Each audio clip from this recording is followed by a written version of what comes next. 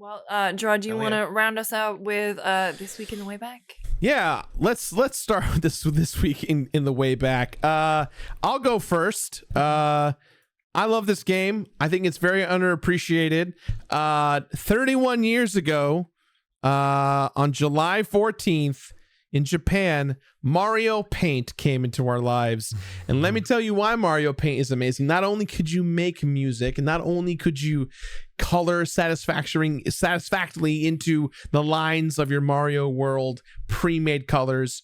Not only could you hunt down all different types of bugs in the little bug minigame with the mouse, we got the very first episode of Homestar Runner was made in Mario Paint. Oh my god. Homestar Runner is I amazing. didn't know that. I You didn't know that? No. They made it in Mario Paint. It's so Holy good. cow, They that's made awesome. it with like a VCR of like a VHS like camera and Mario Paint. So Mario Paint is kick ass. I want that game ported. Talking about games that haven't been brought back in years. We haven't had Mario Paint since the Super Nintendo. You put it on the Switch, I grab a stylus, I'm painting all over again. I'm ready to go. Yeah, about that actually paint? would make sense. I can see that actually selling, to be honest with you. I can see that. That Yeah. would fit within the Switch's thing. And it would be the one time they actually use the touchscreen on the Switch, because zero games use the touchscreen on the Yeah. Switch. So, yeah. Yep, Exactly. for sure. Lucy, what's your game pick? Purely because I refuse to believe that it's 9 years ago. But 9 years ago, Rocket League came out. Ooh. Don't you fucking dare. Wow. I know. 9 That's years? impossible. Yeah. That's impossible. Um, God, man. I mean, where to even begin? It was, I guess, the first huge success story of a game going on PS Plus and just Yeah. everyone having it and everyone playing it. I mean, even in the GameSpot offices, still play it occasionally. I know Jeff Bacalaw's kid, Dylan, obsessed with Rocket League.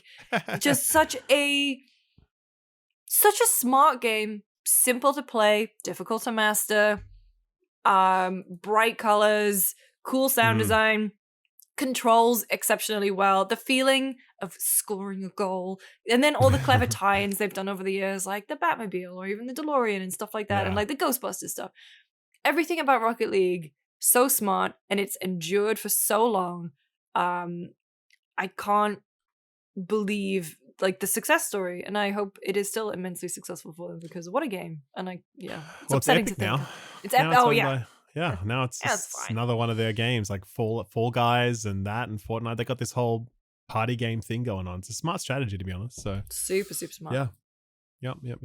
Ralph, what about you? What's your game?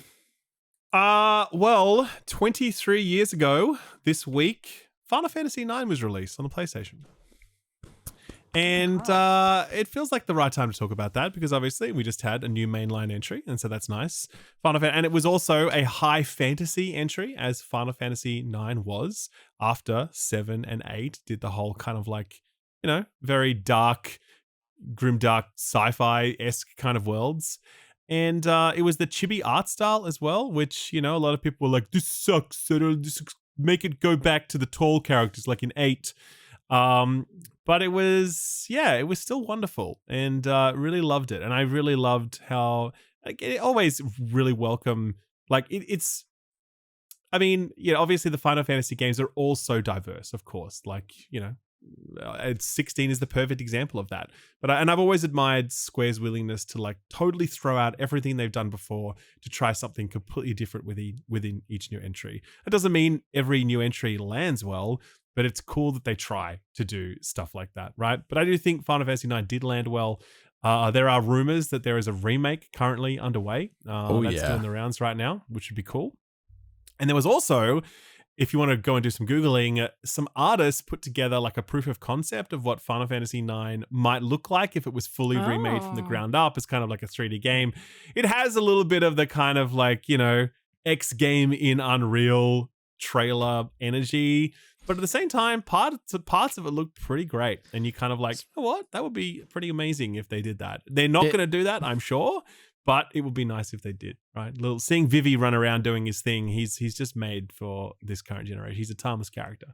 So yeah, man, Final Fantasy IX, it's a good one for sure. Well, I want to it's- issue a correction. It was 8 years since Rocket League. I didn't. Okay. Math's good. I'm sorry. Sure. Okay, I was doing the math in my head too, and I was like, this doesn't line up, but maybe Lucy knows something I don't. No, when I typed it in on the website, it said 2014, and then I went into it and it said 2015. So I was misled. I was waylaid. I'm sorry. Blessing, do you have a game that you'd like to share with us today to make us all feel Man, old? I'm down to 2, and can I give a shout out? Am I allowed to do a shout out? Yeah.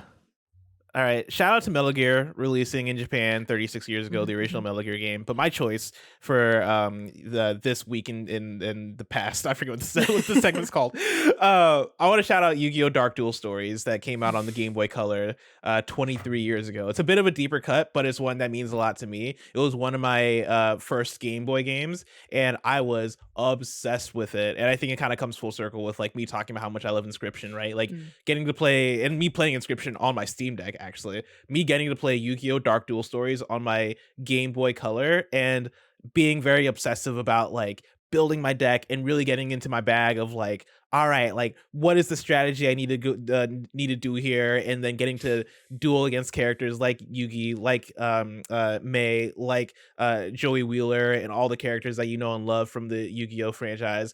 That was something that meant a lot to me, and that was something that was one of my main Game Boy games. It was that and Pokemon. Like I loved Yu-Gi-Oh! Dark Duel Stories, and I know there are probably like a handful of people listening too that played a lot of that growing up too. So this is for y'all. Yu-Gi-Oh! Dark Duel Stories. Salute. Awesome. Thank you, Blessing. Back to you, Lucy. Hope you enjoyed that clip of the Frames Per Second podcast. To check out the full episode, head over to SkillUp's YouTube channel or search Frames Per Second everywhere you get your podcasts.